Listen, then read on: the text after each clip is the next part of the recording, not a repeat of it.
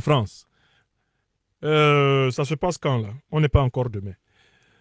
Le 14 janvier 2025, le nouveau Premier ministre du président Emmanuel Macron se présente devant l'Assemblée nationale où il court le risque de poser la question de confiance et de faire face à une nouvelle censure. Je voudrais, à l'occasion de cet événement qui aura lieu demain, brosser assez rapidement pour l'Afrique des libertés la situation dans laquelle se trouve la France. La France est d'abord, il faut le savoir, en très mauvaise situation économique. Nous sommes encore le 13 janvier 2025, la France n'a toujours pas de budget national. Vous savez, quand vous n'avez pas de budget national, c'est-à-dire que vous ne savez pas de quoi demain sera fait. Le gouvernement français qui a été reconstitué par M. Bayrou récemment n'est pas le reflet de la majorité parlementaire. Il n'est pas non plus le reflet de l'opinion dominante dans le pays. Il faut savoir que jusqu'ici, tous les sondages, même des médias proches du régime Macron, disent que plus de 60 à 65% des Français demandent la démission du président de la République, Emmanuel Macron. Et ne croient pas que M. Bayrou et l'attelage d'anciens premiers ministres, d'anciens ministres d'État, d'anciens carriéristes politiques, opportunistes et profito-situationnistes de toutes sortes qu'il a constitués, l'opinion française ne croit pas que ces gens soient capables de faire face à la situation dans laquelle se trouve le pays.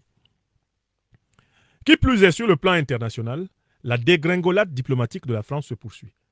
Pas seulement en Afrique, mais également au Moyen-Orient, où vous avez vu comment la Turquie l'a traité lorsqu'elle a proposé l'interposition de l'armée française le long de la frontière avec la Syrie. La Turquie a traité la France de petite puissance et lui a formellement interdit de placer ses soldats où que ce soit au Moyen-Orient face à ses troupes. C'est la même difficulté dans le conflit russo-ukrainien où la voix de la France est devenue une voix quasiment nulle. Tout comme dans tous les autres théâtres d'opération à travers le monde où, en fait, sous le président Macron, elle est devenue tout simplement une succursale de la politique internationale des États-Unis.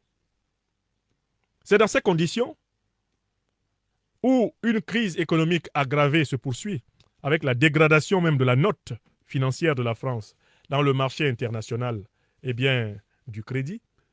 C'est dans ces conditions que se présente demain, devant l'Assemblée nationale, le Premier ministre François Bayrou. Et ce Premier ministre lui-même est le condensé du cafouillage et du flou qui règne sur la France. C'est qu'il veut faire plaisir à la fois à la gauche et à la droite. Il veut faire plaisir à la fois à l'extrême gauche et à l'extrême droite. Il veut à la fois abroger la réforme de la retraite comme le demande la gauche, mais il veut aussi ne pas l'abroger comme le demande la droite. Il veut condamner les idéologies racistes du Front National, mais il veut en même temps les approuver. Il veut ne pas pleurer Jean-Marie Le Pen, le leader du parti extrémiste de droite qui vient de décéder, mais en même temps, il veut le pleurer. Et que M. Bayrou, d'ailleurs, à certains moments, quand il fait des phrases à l'Assemblée nationale, nul ne comprend le sens de ce qu'il dit. Parce qu'il dit une chose et son contraire. Le gouvernement français, aujourd'hui, est complètement illisible, incrédible, incompréhensible. C'est un gouvernement qui évolue dans le flou et qui approche progressivement du trou. Alors, dans ces conditions, nous sommes en janvier 2025. Que va-t-il se passer? Que va-t-il se passer? Premier cas, M. Bayrou réussit à contourner pour le moment le vote de confiance. Mais il n'aura jamais la majorité légale nécessaire pour gouverner. Et il sera donc obligé, pour gouverner, d'utiliser le terrible article 49.3 de la Constitution qui va pousser la France insoumise, le nouveau Front populaire et finalement le Rassemblement national à voter une censure contre lui, à le faire tomber. Premier cas, il essaie de jouer le pourrissement de la situation. Il utilise le 49.3, censure.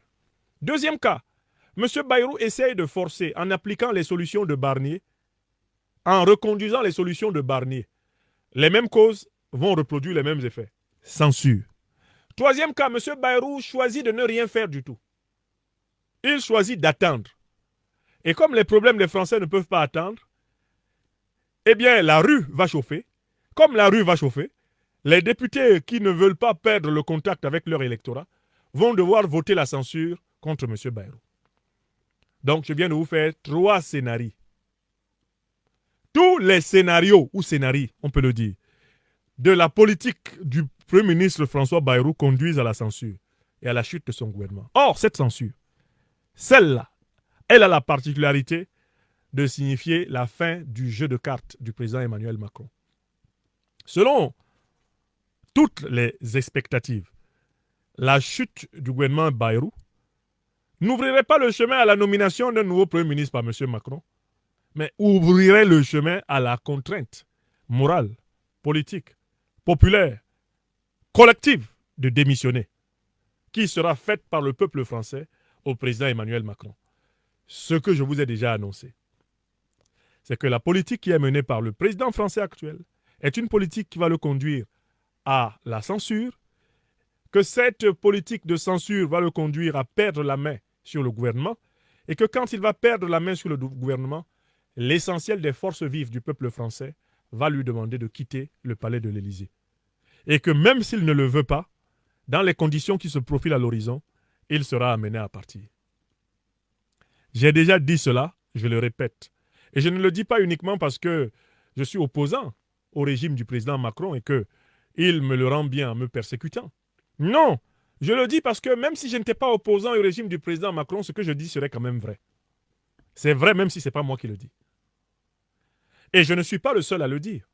L'analyse que je vous fais est partagée par plusieurs figures.